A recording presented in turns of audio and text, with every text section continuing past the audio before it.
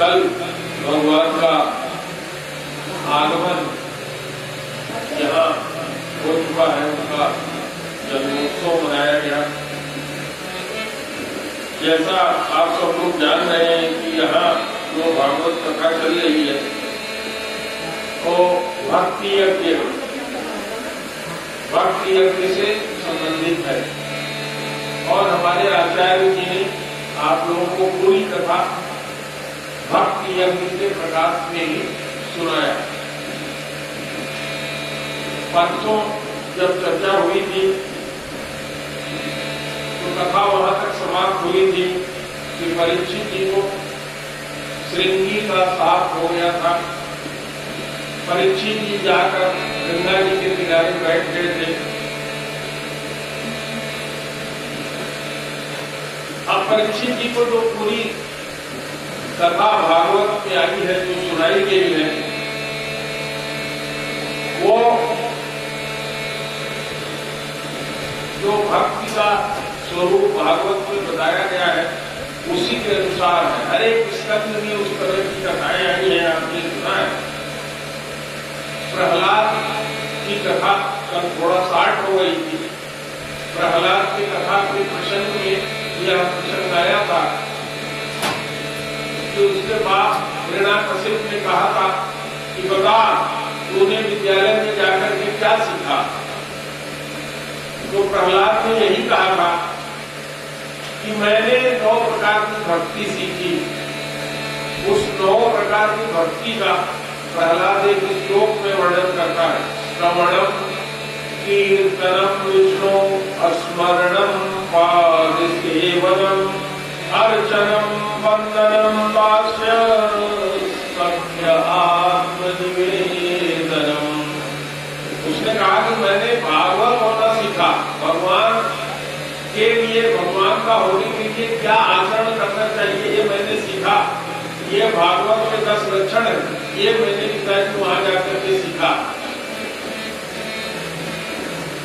तो ये भागवत जो कथा चल रही है हर स्कंद में इसकी बात आ रही है। पहला क्या है? श्रवणम।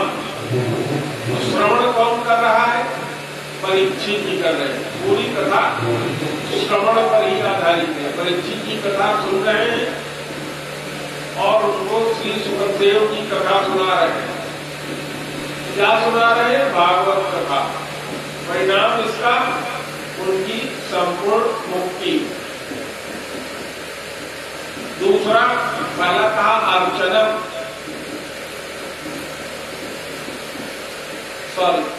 पहला कहा श्रवणम कीर्तनम विष्णु। तो पहला श्रवण, मैंने आपसे चर्चा किया कि परीक्षित जी को लेकर के ये भागवत की पूरी कथा चल रही है। पूरी कथा श्रवण के रूप में ही है। परीक्षित जी ने कथा सुना, सुखदेव जी ने कथा सुनाया। तो सुखदेव जी जो कथा सुनाने वाले हैं वो भी भागवत है। वो कैसे सुना रहे हैं कथा? कीर्तन के माध्यम से। तो दूसरा खंड भी इस नवदा भक्ति के 9 स्वरूप जो है उसका आ गया। पहला तो हो गया परीक्षित, और दूसरा कथा सुनाने वाले, कीर्तन करने वाले, कथा सुनाने वाले सुखदेव जी, और तीसरा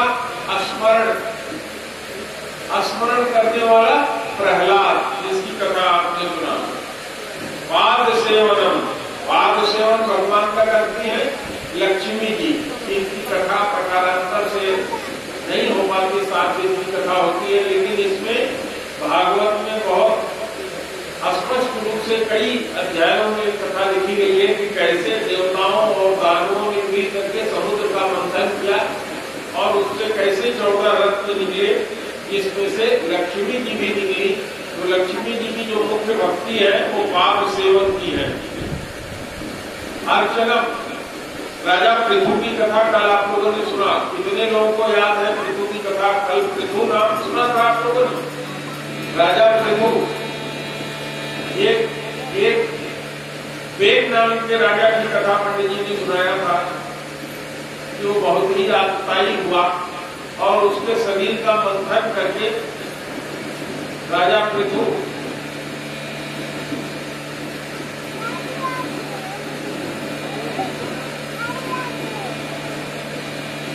कथा सुनने वाले हवा में ही रहते हैं, हमें लगता है सुनते हैं और एकदम से सुनते दूसरे से निकल जाता है। महाराज सुनिए 14 भक्ति में तो अर्चन राजा पृथु ने किया, बंधन अक्रूर जी ने किया। अक्रूर जी और जो चाचा थे पांडवों के, उनके बीच भागवत की शुरुआत होती है। भागवत की कथा जो शुरू होती है, पंडित जी ने कथा सुनाते हुए बहुत पहले ही कहा कि दुर्योधन ने कहा कि यह दासी पुत्र खाता तो हमारी है, बात पांडवों की करता है। और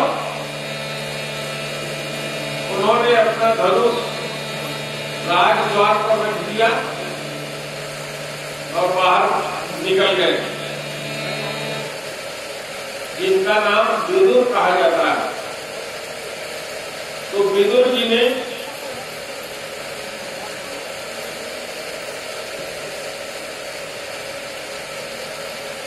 और अक्रूर जी के बीच, अक्रूर जी की भी कथा आई है जिसमें पूरा दास्य भाव, अगली बात आती है दास्य भाव की। दास्य भाव में हनुमान जी की कथा आती है कि पुरुष वर्ग में जाते हैं, भीड़ जिससे जिसमें आती है कथा, और वहां हनुमान जी बैठे रहते हैं, उनकी पूंछ उठाने का प्रयास करते हैं, उठा नहीं पाते हैं। सख्य भाव जो आया वो अर्जुन की कथा है, भगवान के सखा के रूप में वो रहे, और आत्मनिवेदन राजा बलि के द्वारा रहा। ये इन्हीं लोगों की पूरी कथा इसी 14 भक्ति में पूरी ये भागवत कथा 2 खंडों में जो है ये चलती है। कोई न कोई संत आता है, किसी के माध्यम से ये कथा आती है और इन्हीं संतों की पूरी कथा हो जाती है। इसी 14 भक्ति में हमने आपको बताया कि ये 9 लोग हैं, इन्हीं लोगों की पूरी कथा पूरी भागवत में है।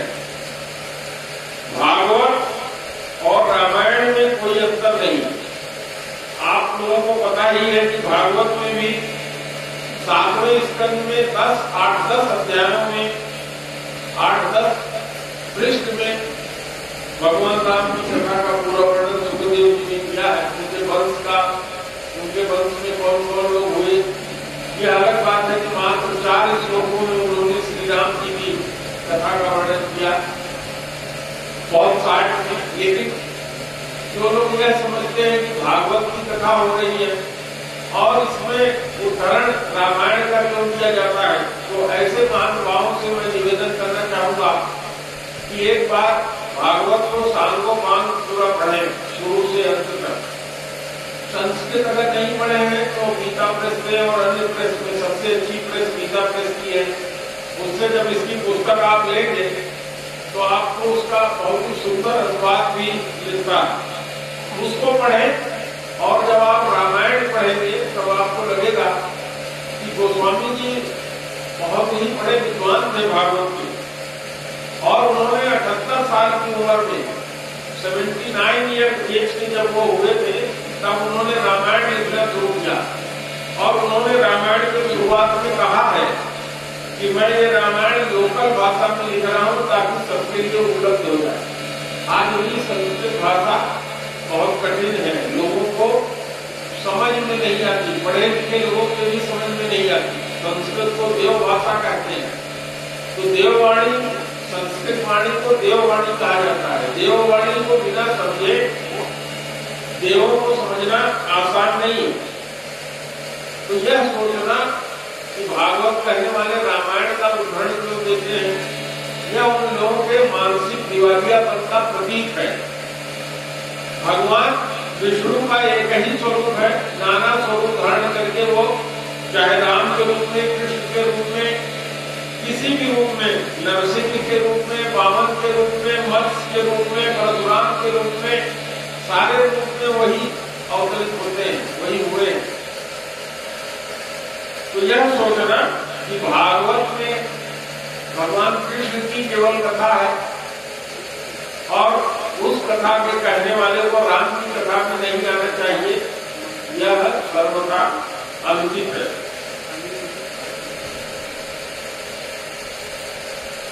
रामायण में भी नवधा भक्ति की बात गोस्वामी जी ने किया है। गोस्वामी जी ने लिखा है श्री राम का उदाहरण देते हुए, नवधा भगत कहो तो ही पाही, सावधान सुन धर मन माही। उन्होंने भगवान राम ने कहा सबरी से कि सावधान होकर के सुनो।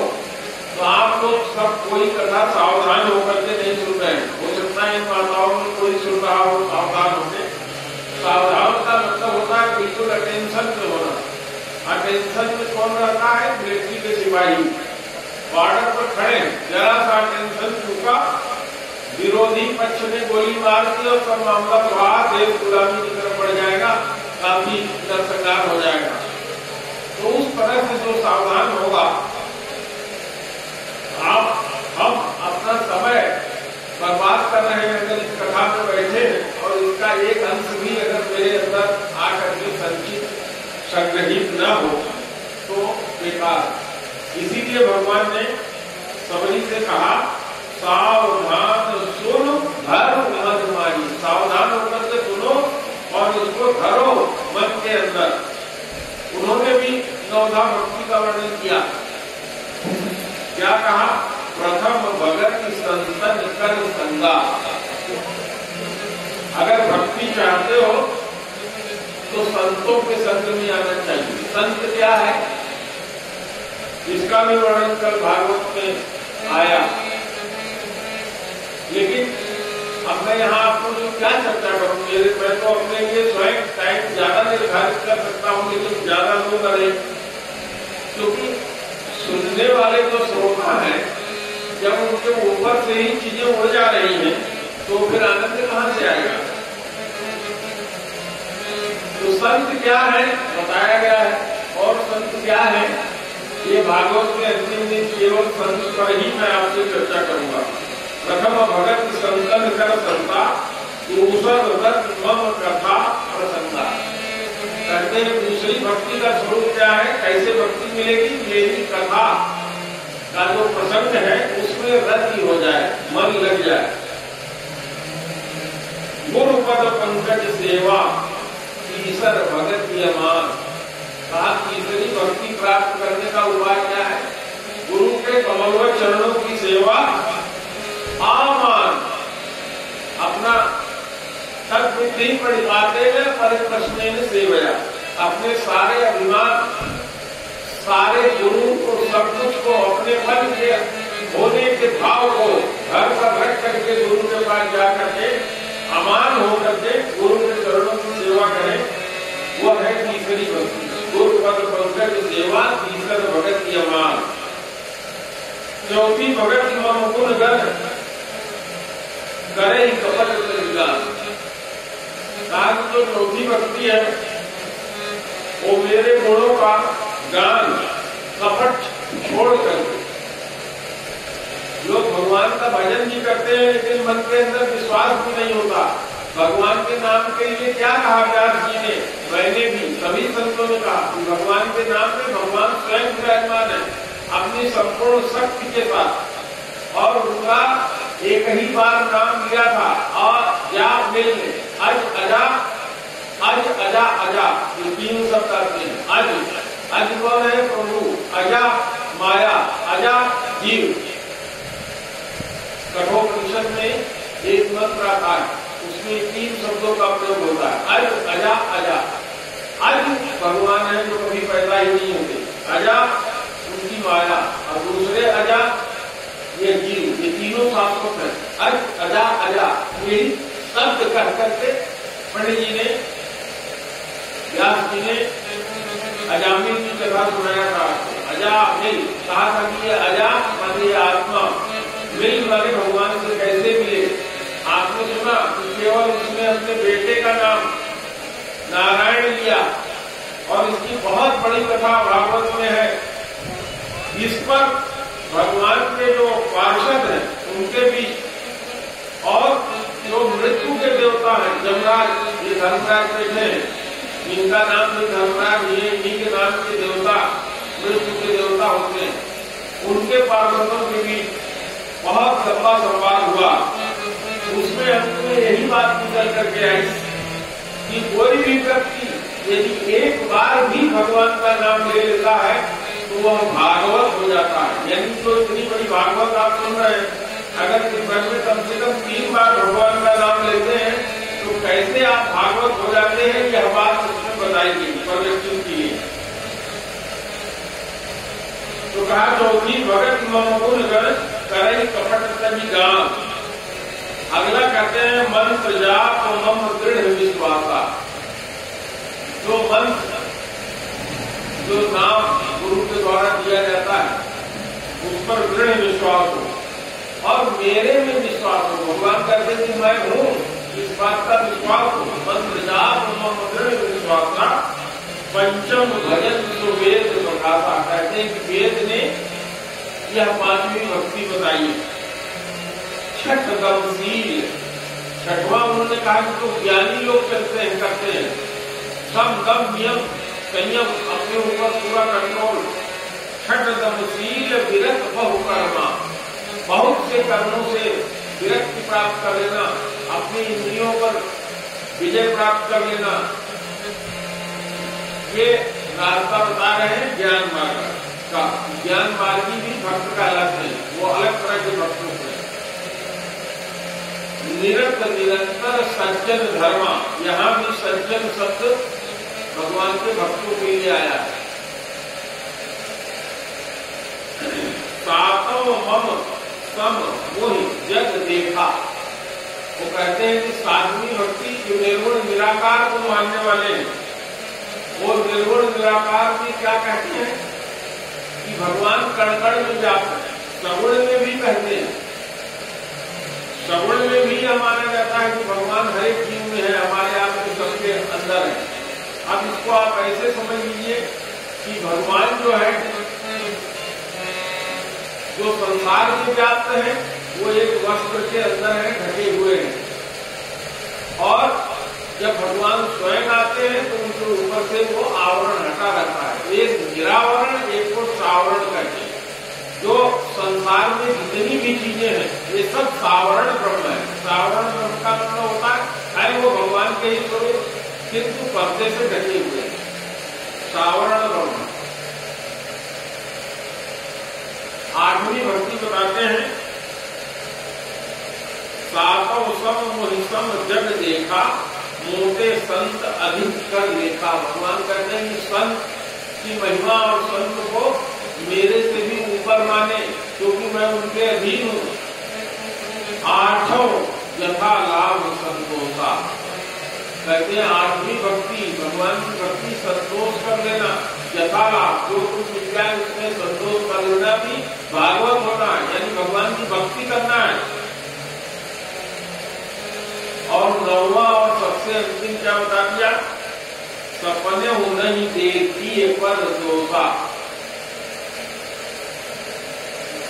सपने में भी दूसरे के दोष को न देखना। सपने हो नहीं देखी पर दोषा। इसने परदोष देखना शुरू किया। रामायण में भी भगवान शंकर ने कहा पर निंदात्म अग्न गिरीशा, हे गिरीशा पर निंदा के समान कोई पाप नहीं है। मेरा समय पूरा हो चुका है, मैं 3-4 मिनट ज्यादा ले चुका हूँ। वक्ता को तो ये लगता है कि श्रोता समझ से सुनी रहे, अपने आप में बहुत आनंद आता है। जैसे गोस्वामी जी ने लिखा है ये निकमित के हिदाग में लीका सरस हो अथवा टीका।